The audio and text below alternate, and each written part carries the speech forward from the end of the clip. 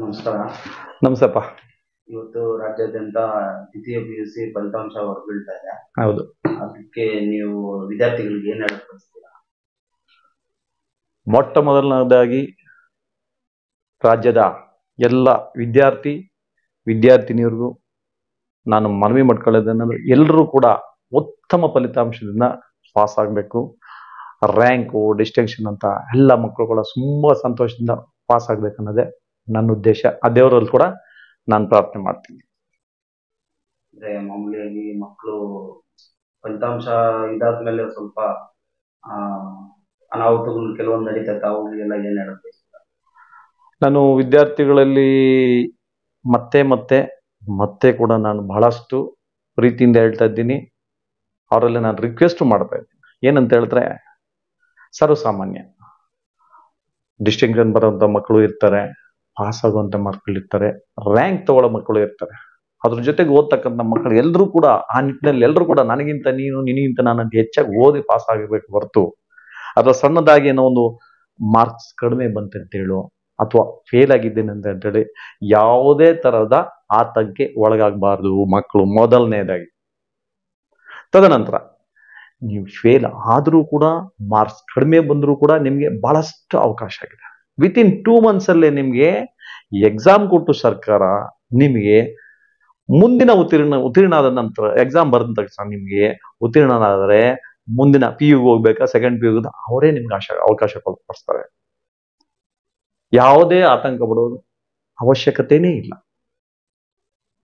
ಜೊತೆಗೆ ನಮ್ಮ ಪೋಷಕರಲ್ಲಿ ಅವರಲ್ಲೂ ಕೂಡ ನಾನು ಮನವಿ ಮಾಡಿಲ್ಲದೇನೆಂದರೆ, ದಯವಿಟ್ಟು ನೀವು ಅಷ್ಟೇ ಏನಾದ್ರೂ ಆ ಥರ ಹೆಚ್ಚು ಕಡಿಮೆ ಆದಾಗ ಮಕ್ಕಳನ್ನ ಕೂರಿಸಿ ಅವ್ರಿಗೆ ಬುದ್ಧಿ ಹೇಳುವಂತ ಕೆಲಸ ಮಾಡಬೇಕು, ಆತ್ಮಸ್ಥೈರ್ಯ ತುಂಬುವಂತ ಕೆಲಸ ಮಾಡಬೇಕು, ಪೋಷಕರು ಮುಖ್ಯವಾಗಿ.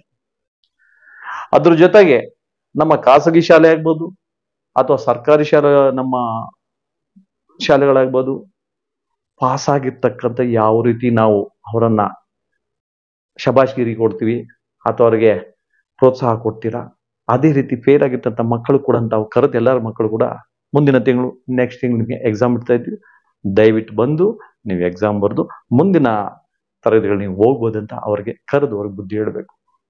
ಇದನ್ನು ನೀವು ಅರ್ಥಕೊಂಡು ಮಕ್ಕಳು ಪ್ರತಿಯೊಬ್ಬರು ಕೂಡ ಈ ನಿಟ್ಟಿನಲ್ಲಿ ಹೋಗ್ಬೇಕೆ ಹೊರತು, ನಾನು ಫೇಲ್ ಆಗಿದ್ದೀನಿ, ನನ್ನ ಸ್ನೇಹಿತ ಪಾಸ್ ಆಗ್ಬಿಟ್ಟ, ಫಸ್ಟ್ ಕ್ಲಾಸ್ ಆಗ್ಬಿಟ್ಟ ಅಂತ ನೀವು ಯಾವತ್ತು ಆತಂಕ ಒಳಗಾಗಬಾರ್ದು.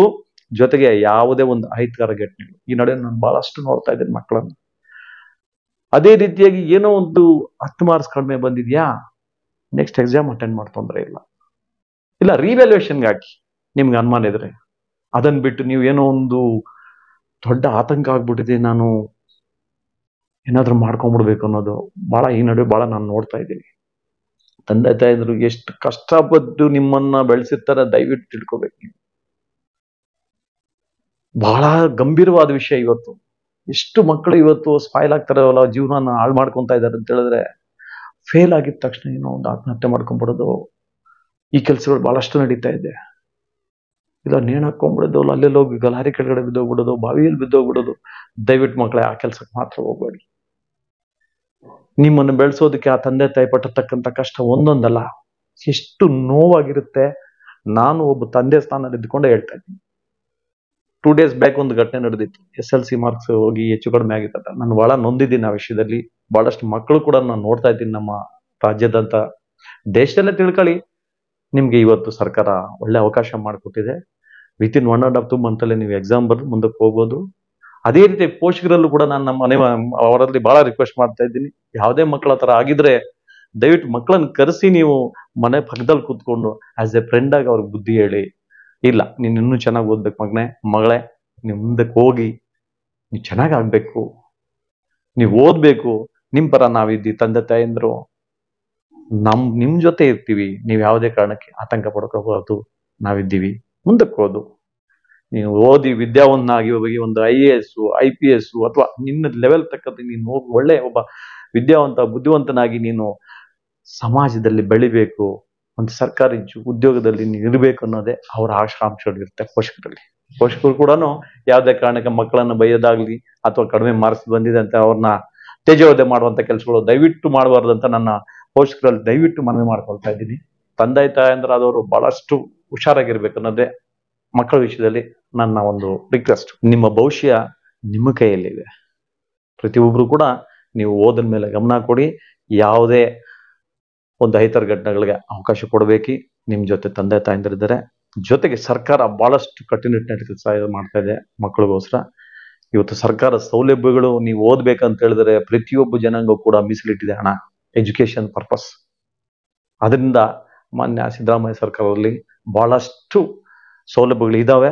ನೀವು ಚೆನ್ನಾಗಿ ಓದ್ಬೇಕು, ಒಳ್ಳೆ ಉತ್ತೀರ್ಣರಾಗಬೇಕು ಅನ್ನೋದೇ ನನ್ನ ಆಶಾಭಾವನೆ. ಅದೇ ರೀತಿ ಎಲ್ಲ ಮಕ್ಕಳು ಕೂಡ ಪಾಸ್ ಆಗ್ತೀರಿ, ರ್ಯಾಂಕ್ ಆಗಿ ಬರ್ತೀರಿ, ಡಿಸ್ಟಿಂಕ್ಷನ್ ಬರ್ತೀರಿ, ಎಲ್ಲರೂ ಕೂಡ ಸಂತೋಷವಾಗಿರ್ಬೇಕು. ಯಾವುದೇ ಅಹಿತಕರ ಘಟನೆಗಳಿಗೆ ಅವಕಾಶ ಕೊಡಬಾರದು ಅಂತ ಮತ್ತೆ ಪ್ರಯತ್ನ ತಮ್ಮ ಎಲ್ಲರಿಗೂ ಅನ್ಸುತ್ತಾ. ಜೈ ಭೀಮ್.